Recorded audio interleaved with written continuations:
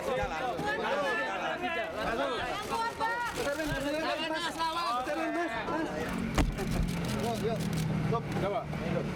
Udah, habis.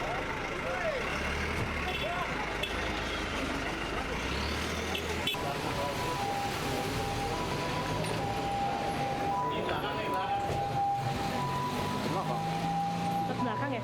Tertib Pak. Buka jalan.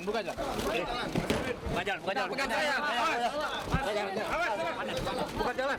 Awas, tangga. Buka jalan. Awas tangga.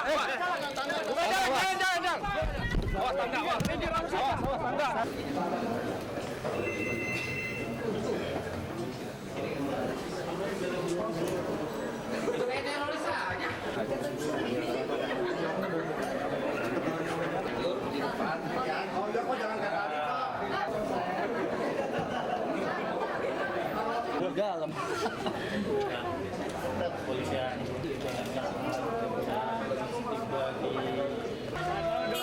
dampingin Pak Dudung. Apa kabar ya? Nah, begini ya. Udah. Seperti sejak dari April 2006 saya sebagai warga negara yang baik, menghargai hukum, dan saya datang ke sini secara sukarela dan bukan menyerahkan diri, tapi memang memenuhi panggilan dari pihak kejaksaan untuk memenuhi panggilan menghadapi vonis saya. Itu aja. Jadi saya dengan jiwa besar menghadapi vonis ini dan bersyukur bahwa ada pengacara saya yang sedang memproses peninjauan kembali dan Dewan Pers yang menerima saya. Itu aja. Terima kasih. Terima kasih ya. Pers. Dan perbincangan kami dengan Bapak Yusuf, Kepala Kejaksaan Negeri Jakarta Selatan, kami dengan sukarela datang untuk melaksanakan putusan pengadilan, dalam hal ini putusan Mahkamah Agung, yang memang sudah mempunyai kekuatan hukum tetap.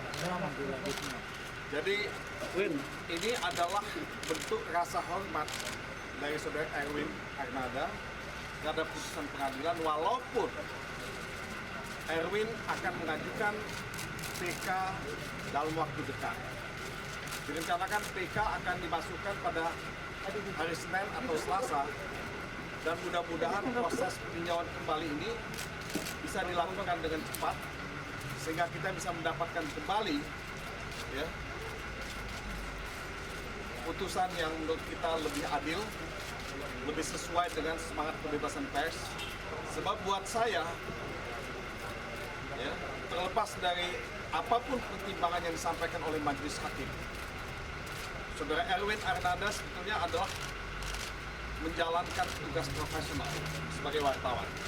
Eksekusi terhadap Erwin, tapi Dewan Pers dengan koordinasi dengan Bang Todung Lubis, dan bahkan kemarin kami mengirimkan, Dewan Pers mengirimkan surat secara resmi kepada Kepala Kejaksaan Negeri Selatan yang meminta penjadwalan eksekusi dan berjanji untuk memastikan bahwa pada hari ini sebelum pukul 5, pengacara dan wakil Dewan Pers dalam hal ini saya akan menemani Erwin untuk menyerahkan diri secara sukarela. Jadi secara sukarelanya saya mohon digarisbawahi. Jadi bukan berarti bahwa Erwin selama ini menghindar, tapi memang ada fasilitas untuk panggilan 1, 2, 3, dan kami berjanji dan Dewan Pers berjanji untuk menemani Erwin dan bahkan untuk memperjuangkan PK. Yang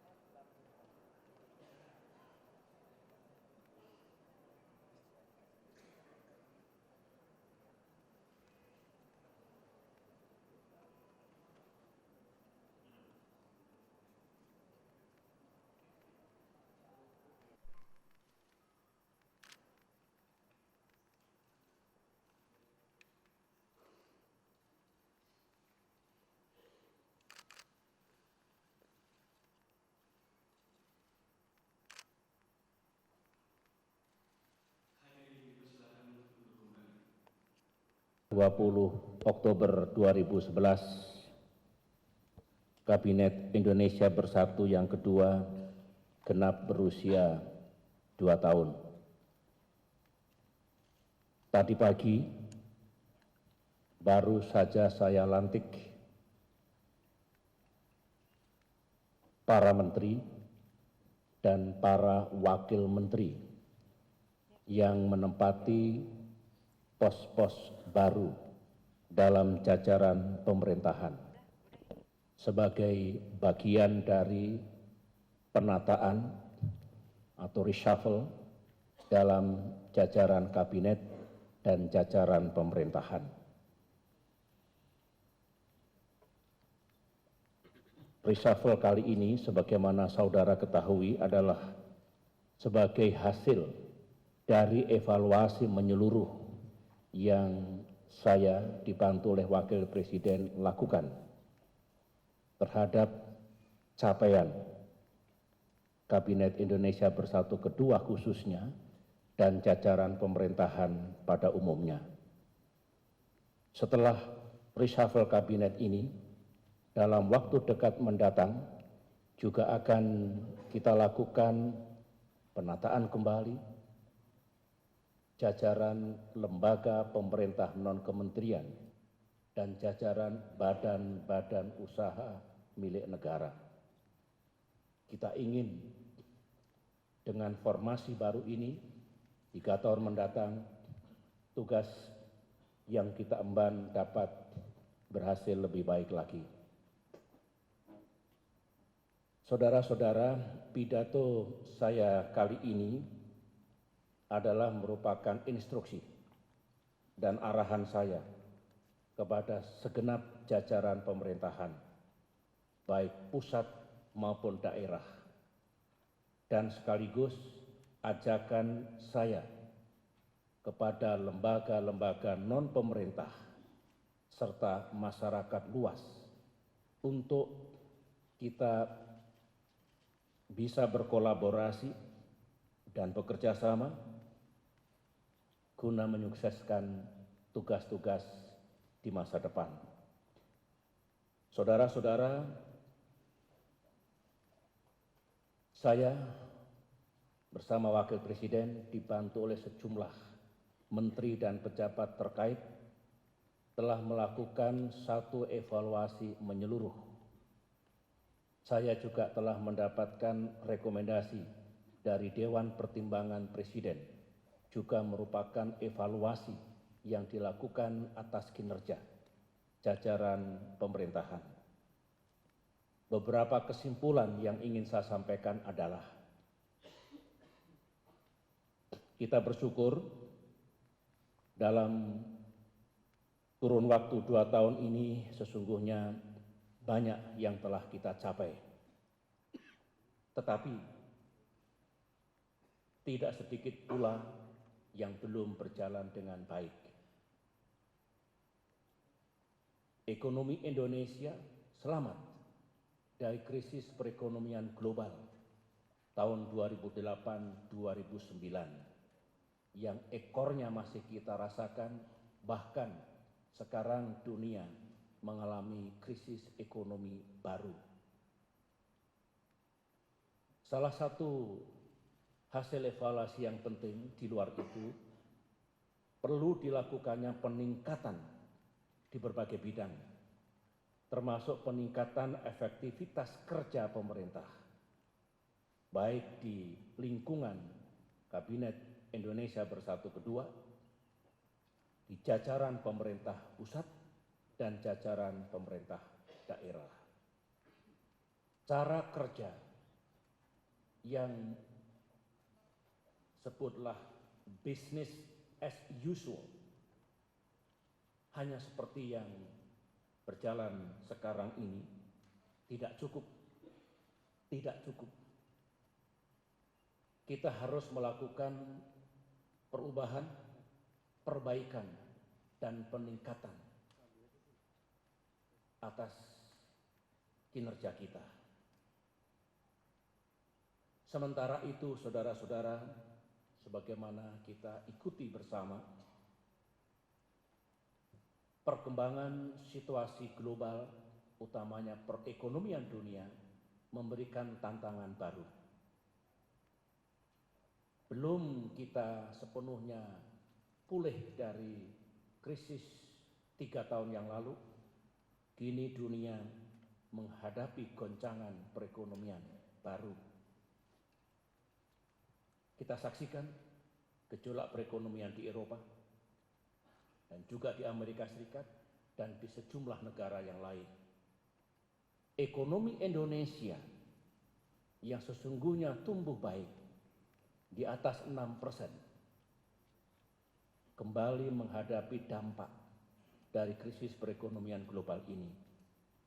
Oleh karena itu, ini justru menambah relevansi mengapa kita perlu melakukan penataan terhadap kabinet ini, penataan lembaga pemerintahan non-kementerian, dan penataan badan-badan usaha milik negara. Kita juga perlu meningkatkan kinerja pemerintahan dan non-pemerintahan baik pusat maupun daerah. Dan yang tidak kalah pentingnya adalah untuk mengelola APBN dan APBD, keuangan negara kita, dengan benar agar tidak boros dan tidak bocor. Ini semua terkait dengan perkembangan perekonomian global yang dampaknya langsung atau tidak langsung kita rasakan. Saudara-saudara, kepentingan utama kita hingga akhir tahun 2014 dapat saya sampaikan ada 3 hal, yang ulangi 4 hal yang mengemuka. Saya ingin mengingatkan kembali bahwa agenda nasional kita 5 tahun ini, 2009-2014, adalah meningkatkan pembangunan ekonomi untuk meningkatkan kesejahteraan rakyat. Yang kedua, demokrasi yang ada di negeri ini harus makin matang dan makin bermartabat. Sedangkan yang ketiga, hukum harus makin tegak, disertai dengan hadirnya keadilan bagi semua.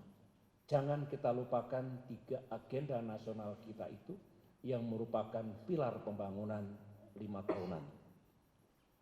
Saudara-saudara, di samping itu, saya ingin menggarisbawahi bahwa strategi pembangunan ekonomi yang telah kita tetapkan dan kita jalankan sekarang ini, yaitu strategi 4 jalur, pembangunan ekonomi yang pro pertumbuhan, yang pro penciptaan lapangan pekerjaan, yang pro pengurangan kemiskinan, dan pro pemeliharaan lingkungan, itu juga harus kita jalankan dengan sebaik-baiknya. Yang ketiga atau yang lain, saya perlu menggarisbawahi perlunya penyelamatan dan penggunaan secara tepat keuangan negara agar bisa dicegah pemborosan, kebocoran, dan juga korupsi. Sedangkan yang keempat, melihat dinamika global sekarang ini, termasuk perkembangan keadaan di dalam negeri kita harus memiliki kesiapan dan kemampuan untuk mengatasi berbagai permasalahan, baik nasional maupun permasalahan sebagai dampak dari krisis ekonomi global saat ini.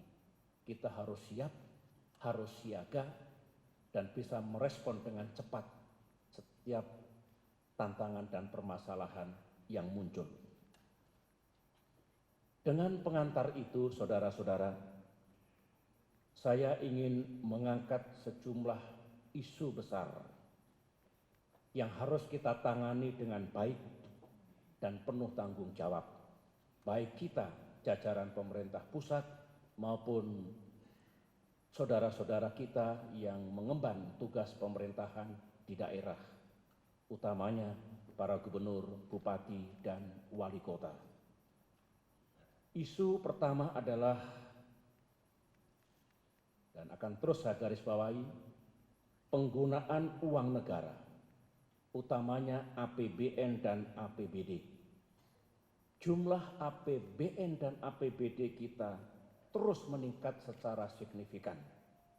Ini terjadi karena ekonomi kita memang terus tumbuh. Saya menilai masih banyak penggunaan dana APBN dan APBD yang belum optimal dan belum tepat sasaran. Belanja modal masih terlalu sedikit, sementara belanja pegawai atau belanja rutin masih terlalu besar. Masih terjadi praktek korupsi yang melibatkan oknum pemerintah pusat, oknum pemerintah daerah, dan oknum DPR. Masih terjadi pembangunan fasilitas perkantoran dan bangunan pejabat negara. Saya lihat di banyak daerah yang terlalu mewah dan mahal. Proses pengalokasian APBN dan APBD masih ada yang tidak transparan dan kurang akuntabel, dan boleh dikatakan berbau kolusi ataupun korupsi. Ini evaluasi saya. Oleh karena itu saya instruksikan kepada jajaran pemerintah untuk membenahi perencanaan dan implementasi dari APBN dan APBD kita. Saya mengajak jajaran DPR RI untuk melakukan hal yang sama. Mari kita cegah terjadinya lobi-lobi yang tidak transparan antara unsur-unsur pemerintah, baik pusat maupun daerah, dengan unsur-unsur parlemen. Saya juga meminta aparat penegak hukum untuk melakukan pengawasan, pencegahan, dan penindakan yang efektif. Saya undang dan saya mengajak BPK, BPKP, KPK, PPATK, kepolisian, kejaksaan untuk bersama-sama menjaga keselamatan dari keuangan negara ini. Saudara-saudara, saya sudah menyampaikan beberapa kali menjadi tekad dan rencana kita untuk ke depan ini makin mengurangi defisit APBN. Kita berharap sebisa mungkin tahun 2014 defisit itu sudah bisa kita nolkan atau sekecil mungkin menuju anggaran berimbang, sekaligus mengurangi rasio utang kita, utamanya utang luar negeri terhadap PDB kita. Tugas itu sangat penting mengingat dunia sekarang kalang kabut, banyak negara yang tumbang karena defisit yang tinggi dan utang negara yang juga sangat tinggi. Mari kita bertekad dan kita jalankan betul di tahun-tahun mendatang. Itu isu besar yang pertama. Isu besar yang kedua adalah kembali tugas untuk mencegah dan memberantas korupsi. Apapun yang terjadi, mari kita jadikan pemberantasan korupsi tetap sebagai prioritas dan agenda utama. Tidak adil, saudara-saudara, kalau kita bekerja siang dan malam untuk meningkatkan ekonomi dan kesejahteraan rakyat kita, meningkatkan penerimaan negara. Sementara itu, korupsi masih terjadi. Uang itu dijarah dan dirampok oleh mereka-mereka yang tidak bertanggung jawab. Pemberantasan korupsi harus tetap dijalankan tanpa pandang bulu. Apakah mereka dari unsur eksekutif, legislatif, dan yudikatif, apapun yang ada di pusat maupun di daerah, apapun partai politik asal dari para pejabat daerah dan pejabat negara itu, di hadapan hukum sama. Lembaga penegak hukum dan pemberantas korupsi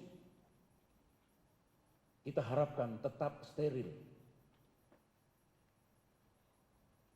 dan tetap bekerja secara serius.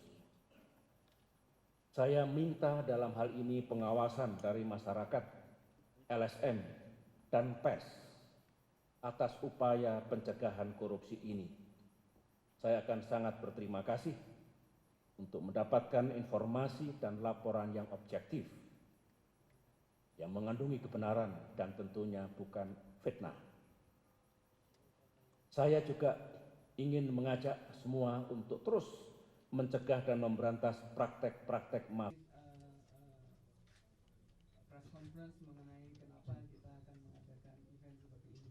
Seperti tadi yang sudah disampaikan oleh Pak Alex, bahwa ini adalah event kelima. Sudah semenjak tahun 2006 kita melakukan ini dengan mengundang orang-orang yang saya kira bisa menginspirasi tidak hanya kita sebagai individu tapi kita sebagai bangsa, menginspirasi keberhasilan mereka bahwa segala sesuatu bisa dilakukan dan bisa achieve something yang sky is even not a limit gitu ya. Nah, untuk yang kali ini setelah yang kelima kali kita mendatangkan Sir Richard Branson ini tentu saja dengan satu tujuan. Pertama, tadi yang dilihat yang saya sebetulnya tangkap adalah memang about making a difference. Ini juga sesuai dengan filosofi BNI ke depan. Kita ini sedang dalam proses try to make a difference really di dalam kehidupan company ini, dan tentu saja kami juga sedang mencoba menginspirasi tidak hanya staff kami tapi juga customer kami, business partner kami, dan mudah-mudahan juga secara luas di market perbankan terutama, tapi juga di industri-industri yang lain. Sehingga ini kita sebut sebagai apa? Inspiring lecture events atau series ya, di mana kita mendatangkan orang-orang seperti Richard Branson yang sudah terbukti melakukan sesuatu yang beda dan berhasil, yang tidak sesuai pakem dan berhasil. Nah, sering kita sangat-sangat memuja teori-teori yang sudah ada di dalam buku-buku ekonomi, dan kita menganggap itu semua yang terbaik. Padahal sebetulnya masih banyak hal strategi outside the box yang bisa dilakukan, sesuatu yang tadi tekankan oleh Pak Darmadi apa pentingnya kehadiran Richard Branson untuk menginspiring staff di BNI, tetapi dilengkapi oleh Mas Rian tadi ingin juga menginspirasi generasi muda, pengusaha Indonesia, para akademisi. Saya kira kita sebagai bangsa mempunyai komitmen bersama untuk bagaimana tumbuh. Kita semua tahu bahwa sebuah negara itu tumbuh, pilarnya itu tidak lagi bertumpu pada negara. Kemajuan semua negara itu bertumpu kepada yang namanya wirausahawan. Yang menjadi pertanyaan adalah jumlah wirausahawan kita yang jumlahnya sangat kecil, di bawah 0,5%.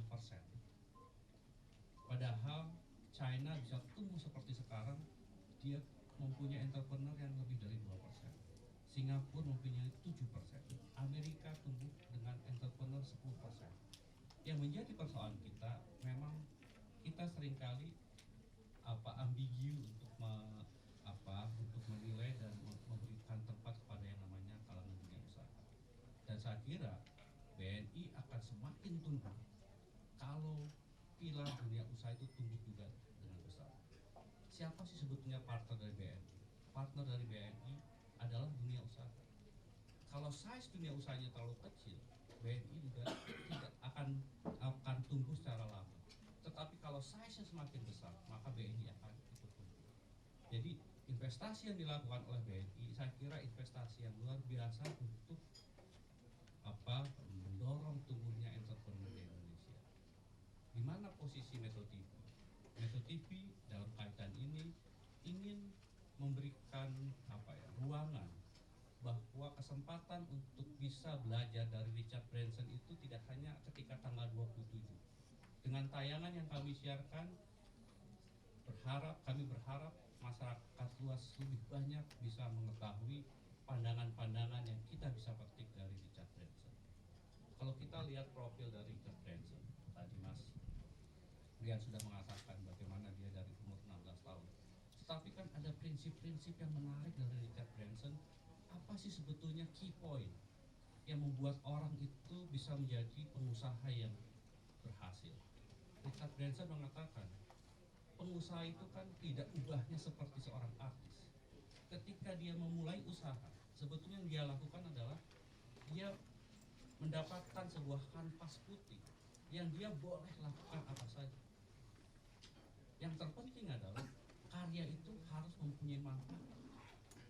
Nah, dari pelajaran yang bisa kita petik sejauh ini dari apa yang disampaikan oleh Richard Branson, syarat pertama atau pilar pertama bagi sebuah keberhasilan untuk menjadi entrepreneur yang baik adalah nikmati pekerjaan Anda.